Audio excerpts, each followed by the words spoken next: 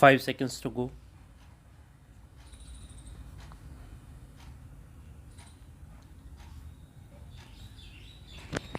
Start.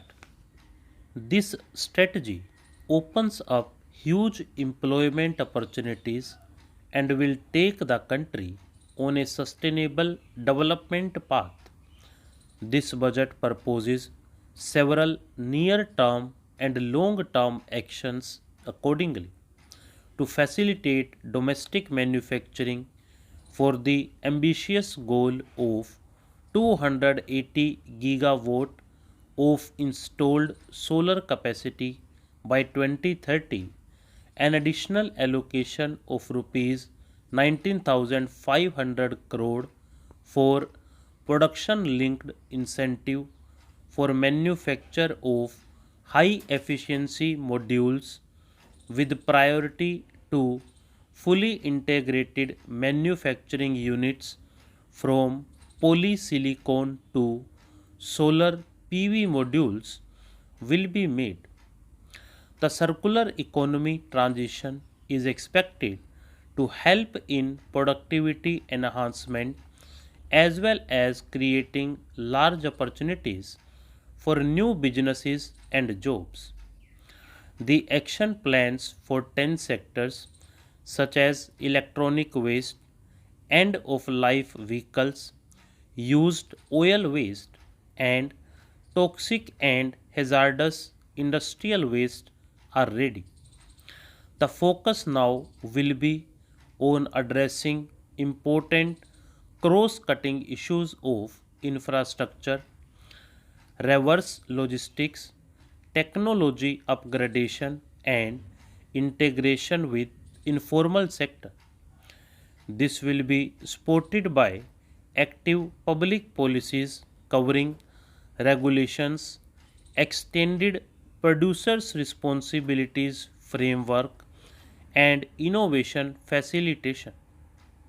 5 to 7% biomass pellets will be co-fired in thermal power plants, resulting in CO2 savings of 38 MMT annually. This will also provide extra income to farmers and job opportunities to locals and help avoid stubble burning in agriculture fields. Saving energy is an important aspect of energy management. Hence, energy efficiency and savings measures will be promoted.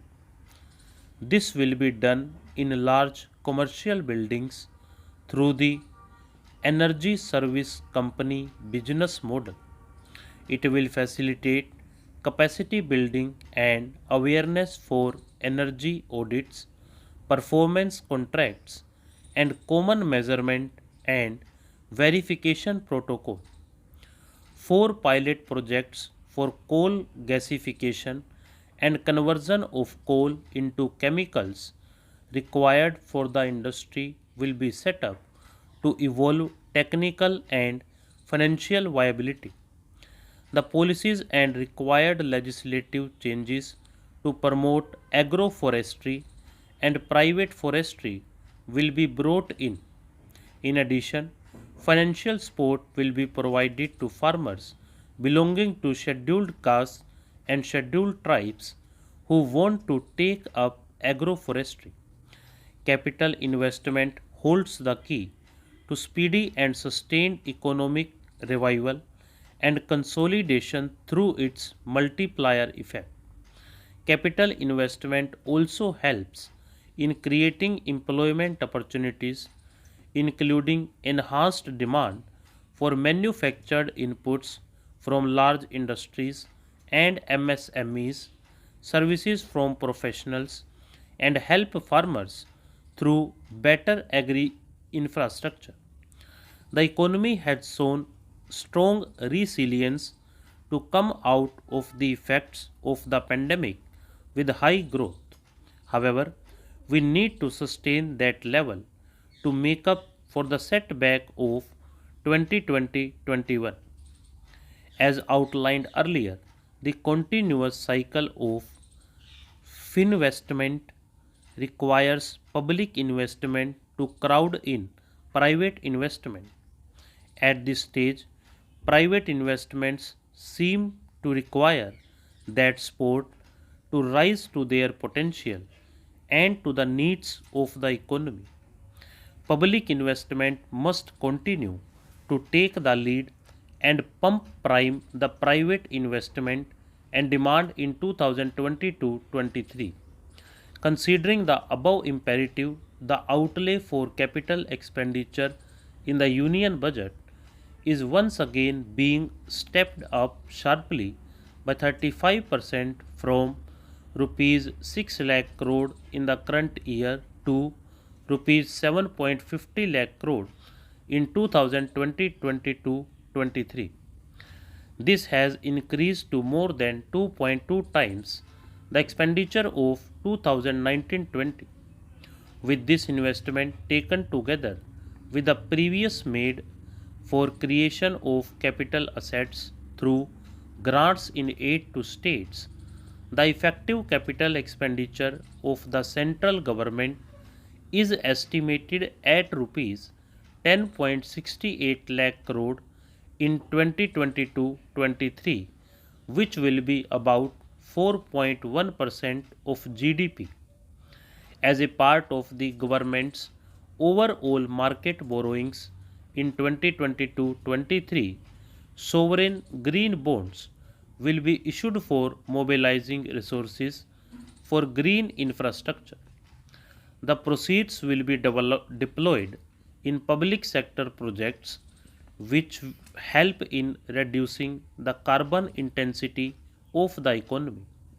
World-class foreign universities and institutions will be allowed in the gift city to offer courses in financial management, fintech, science, technology, engineering, and mathematics, free from domestic regulations except those by IFSCA to facilitate availability of high-end human resources for financial services and technology. Data centers and energy storage systems, including dense charging infrastructure and grid scale battery systems, will be included in the harmonized list of infrastructure. This will facilitate credit availability for digital infrastructure and clean energy storage. Venture capital and private equity invested more than rupees 5.5 lakh crore last year, facilitating one of the largest startup and growth ecosystem. Scaling up this investment requires a holistic examination of regulatory and other frictions. An expert committee will be set up to examine and suggest appropriate measures. Government backed funds, NIIF and SIDBI Fund of Funds, have provided scale capital, creating a multiplier effect. For encouraging important sunrise sectors such as climate action, deep tech, digital economy, pharma, and agri-tech, the government will promote thematic funds for blended finance, with the government share being limited to 20% and the funds being managed by private fund managers.